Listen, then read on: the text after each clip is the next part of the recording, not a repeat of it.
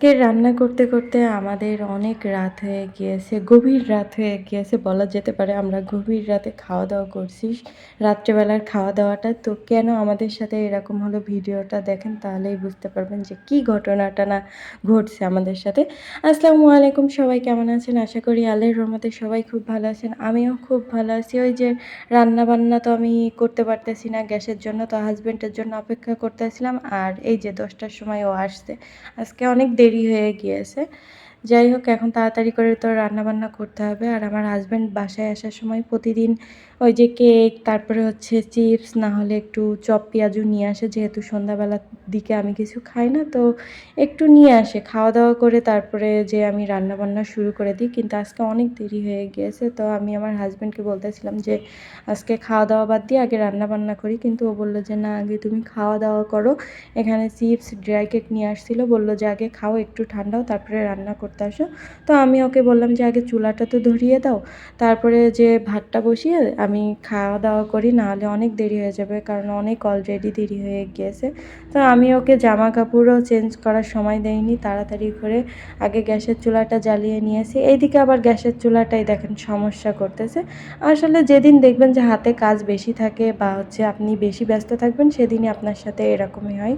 তো যাই হোক আল্লাহর রহমতে চুলাটা জ্বলে গিয়েছে। আমি তো টেনশন করতেছিলাম এই চুলা যদি এখন না জ্বলে তাহলে আবার কি ঝামেলা হবে। আর আমার হাসব্যান্ড বলতেছিল আজকে তো অনেক দেরি হয়ে গিয়েছে, তো ভাত কিনে নিয়ে আসি। কিন্তু দেখলাম যে মানে বাজার থেকে কিনে নিয়ে আসলে খুব একটা রুচি নেয় না। মানে কিভাবে তারা রান্না করে না রান্না করে। এইজন্য বললাম যে থাক লাগবে না, বাসায় ওর থেকে রান্না করি যত রাতই হয় না কেন। তো এখানে আমি প্রথমে ভাতের পানিটা বসিয়ে দিয়েছি। তারপরে চালটা ধুয়ে বসিয়ে দিয়েছি। এখন ভাতটা হয়ে গেলেই আমি তরকারিটা বসিয়ে দিব। আর ওই যে আমার হাসব্যান্ড ৪-৫ দিন আগে এই যে দেখেন পেঁপে নিয়ে আসছিল। তো পেঁপেটাই হয়েছে মনে কি আমি করছিলাম বের আমার করে রাখিনি, হাসব্যান্ড ওই বাসায় আসার পলিথিনের সময় ভিতরে বাজার রাখা করে ছিল, নিয়ে এইজন্য আসছিল, তো নষ্ট ওইগুলোই হয়ে রান্না গিয়েছে। করব। কিন্তু এখন দেখতেছি পেঁপেটা নষ্ট হয়ে গিয়েছে, তো ভাবলাম যে পেঁপে দিয়ে মসুরির ডাল দিয়ে রান্না করি, আর এটা খেতে কিন্তু খুবই মজার হয়। তো আমি পেঁপেই কাটতে যাচ্ছিলাম, কিন্তু আমার হাসব্যান্ড আমার কাছ থেকে নিয়ে এই যে ও পেঁপে কাটাকুটি করতেছে, কারণ ও জানে আমার অ্যালার্জির সমস্যা। আর পেঁপের ওই যে কষটা আছে না, ওইটা হাতে লাগলে আমার হাত প্রচুর পরিমাণে চুলকায়।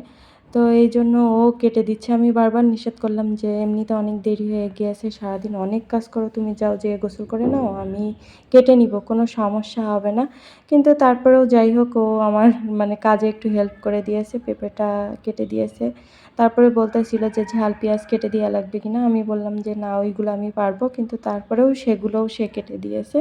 তো এখানে পেঁপে ও কাটতে থাকুক, আর ভাতটা কতদূর হয়েছে চলেন দেখে আসি। এই যে দেখেন ভাতটা অনেকটাই হয়ে গিয়েছে। এখন পানিটা টেনে গেলেই আর কি নামিয়ে নিলেই রেডি হয়ে যাবে। তবে আমি বসা ভাতটা ঠিকঠাক মতন বানাতে পারতেছি না। এখন খাওয়া তো যাচ্ছে, এটা আল্লাহর কাছে লাখ লাখ শুকরিয়া। তারপরে এইদিকে আমি মুসুরির ডাল নিয়ে নিয়েছি ২-৩ মুঠোর মতন। তারপরে এটাকে ভালোভাবে ধুয়ে নিয়েছি। এখানে এই যে দেখেন আমার হাসব্যান্ড হচ্ছে পেঁয়াজ কাটতেছে। তারপরে এই যে রসুন ছিল, এখন রসুন কাটবে। আমি বারবার নিষেধ করলাম যে এইগুলো করতে হবে না। কিন্তু তারপরেও ও বলতেছে যে, "না, কাজ করে দিই, ২ জনে মিলে কাজ করলে তাহলে তাড়াতাড়ি হয়ে যাবে।" তো ভাতটা হয়ে গিয়েছে। ভাতটা নামিয়ে আমি হচ্ছে ডালটা বসিয়ে দিয়েছি। এখন হচ্ছে পেঁপেগুলো দিয়ে দিব।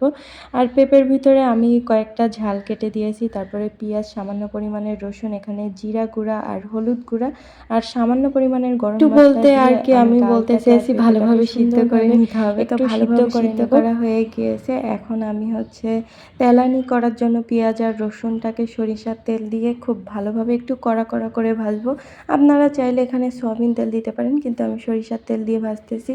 তারপরে কড়া কড়া করে ভেজে ডালের ভিতরে দিয়ে দিয়েছি। তারপরে একটু জ্বালিয়ে নিয়ে আর কি নামিয়ে নিলেই রেডি হয়ে যাবে এই যে পেঁপে আর ডালের তরকারি। এটা খেতে কিন্তু খুবই খুবই মজার হয়। আপনারা চাইলে একটু বাসায় ট্রাই করতে এইদিকে পারেন। কিন্তু বাসায় অলরেডি ধনে ১২টা পাতা বেজে থাকলে উপর গিয়েছে। দিয়ে আমরা তো ছিটিয়ে পুরো দিলে অবাক খুবই হয়ে খুবই মজা গিয়েছি। লাগবে। বাবারে বাবা! আজকে রান্না-বান্না করতে কি দেরি হয়ে গিয়েছে। সবাই এখন ঘুমাচ্ছে গভীর রাতে, মধ্যরাতে, আর এখন আমরা খাওয়া-দাওয়া করতেছি।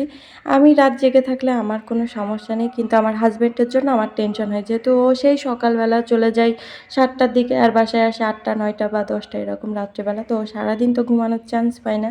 কিন্তু আমি তো মনে করেন যে সারাদিন রাত যখনই মন চাবে তখনই ঘুমাতে পারবো। তো ওর জন্য খারাপ লাগতেছিল। তো আমি ওকে বলতেছিলাম যে, "আগে চুলার ব্যবস্থাটা করো, না হলে এইভাবে হয় না।" তো ও বলতেছিল যে, "ইনশাআল্লাহ দেখা যাক কি করা যায়।"